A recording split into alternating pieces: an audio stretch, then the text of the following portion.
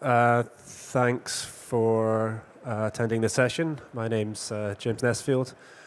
I'm CTO of Chirp, and we allow machines to send data to other machines just using sound. I think for this session, I'll keep it relatively brief. I don't think I'll fill the full 20 minutes if you're lucky. But I would encourage questions at the end. I think we've got a quite interesting trajectory as a company. So I'm excited to share that with you, but I'm also happy to answer any questions about the service, the technology, and our plans going forward as well. So sending data with sound, our story started approximately 5 years ago. We spun out of a research program at UCL in London. And the technology was initially wrapped as an iOS consumer app.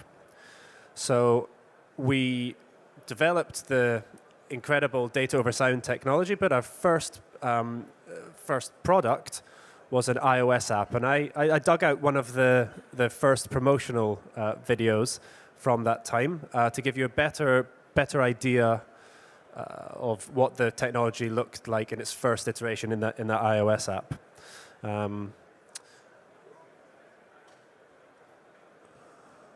So let's hope there's sound to this video if I press play. We live in a world of sound. Birds sing to communicate. So why not machines? A new app called Chirp does just that. Now you can share anything using sound. Press this button to chirp this picture. Anything that can make sound can send data. Use Chirp to share pictures, notes and links. Available now at the App Store. Okay, so the little beeping sounds you heard there, that's our core technology. That's data being sent via sound. And as you saw in the promo video, initially, that was in an app where you press the button and you could share photos and links to other people around you. All they needed was the app open to be within earshot, and they would receive the data that's being transmitted acoustically. So it was interesting to put that into the App Store. It's quite a new concept, and certainly it was a unique proposition for the App Store. It was very well received. So we got substantial coverage in various media outlets. Lots of people picked up on the kind of this singing, the bird-like quality. It's kind of this charming aspect, I think, to our technology. And then you see in this last post that we were already thinking about ways in which we could package the core technology as an SDK to allow other developers to utilize this technology.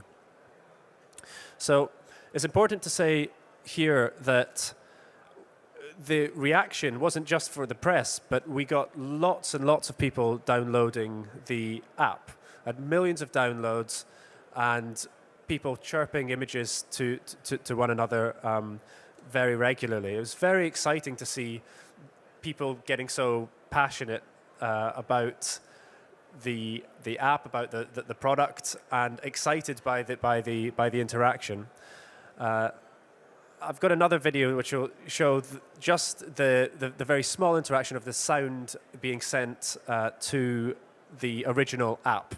And this shows you exactly kind of how quick and charming it can be to share in this way.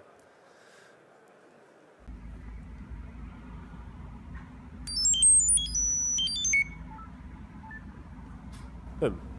So again, a few little beeps and you've got the image on your phone. It was great, and it was great to see people use this.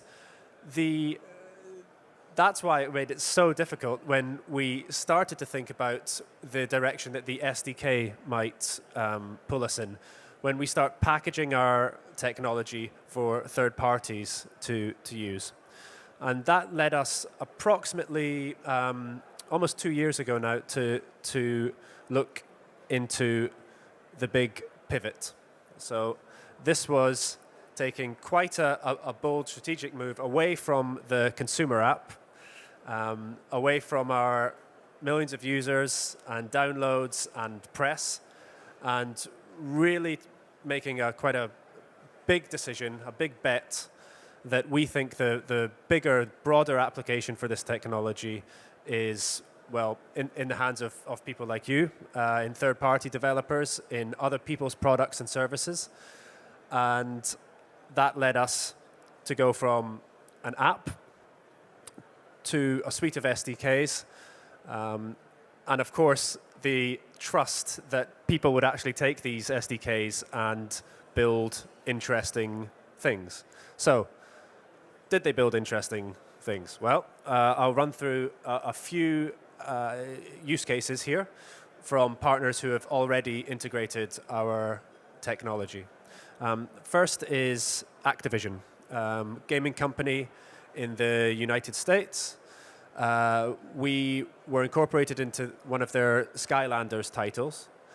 And here, they used our technology to transfer a customized character from the console, from the PlayStation, to a second screen tablet.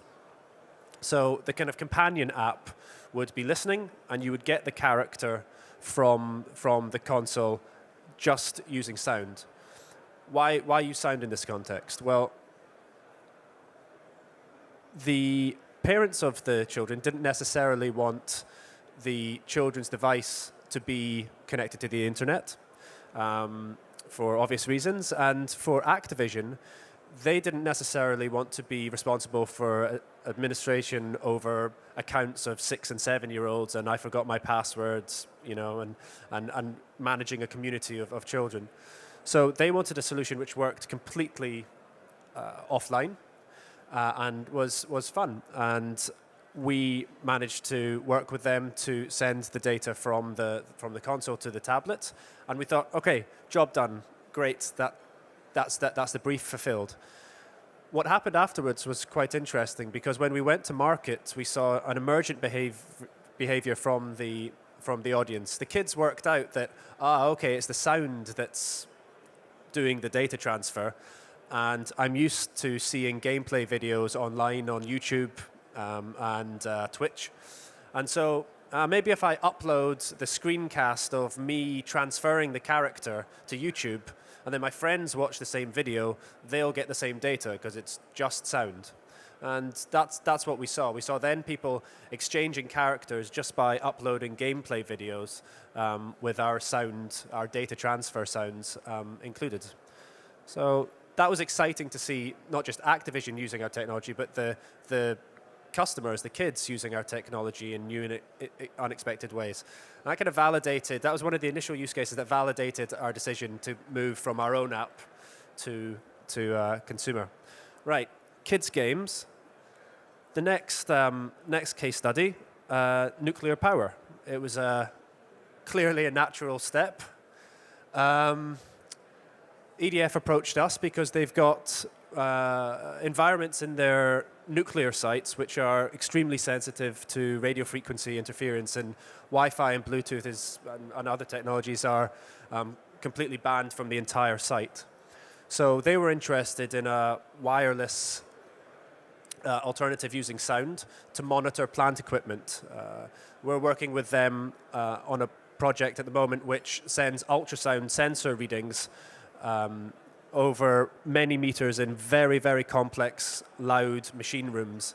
And our technology is now, used in environments, not just kids games, but also nuclear power stations where obviously data integrity, reliability, and safety is absolutely critical. Visual Vocal. This company integrated our technology to pair up virtual VR sessions. So you can have a number of people inside their own virtual reality room, and then you can pair it very easily just by making a sound. Everybody in the room receives the sound on their smartphone. You see the goggles there on the right, and then they can pair up a session. Why use sound? Well, they don't necessarily need to be in the same room. That can be done down a conference call now. So you can send Chirp via telephone, and it's just a dead simple, easy, elegant way to get everybody in sync. We're in an Indian bus company. Ticket validation. You get on a bus, you validate your ticket using Chirp. And we're also in payments now with Amdocs, where you can check into their store and manage your shopping basket, all using ultrasound in their retail locations and through their point of sale system.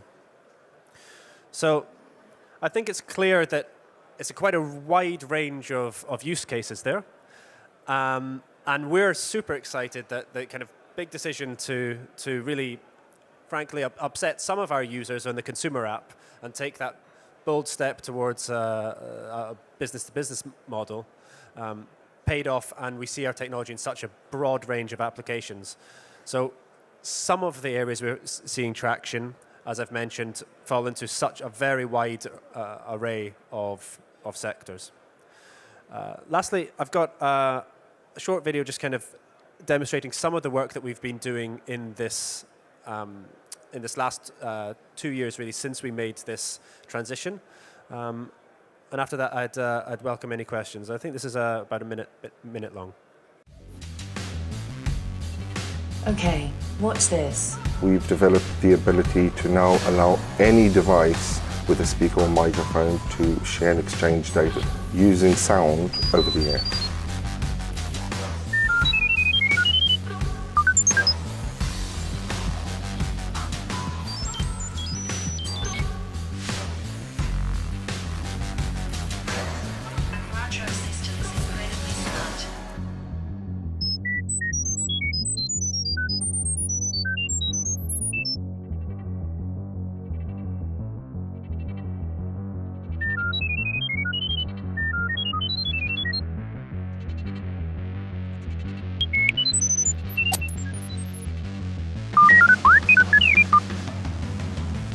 I'm so excited Skylanders Imaginators is finally out.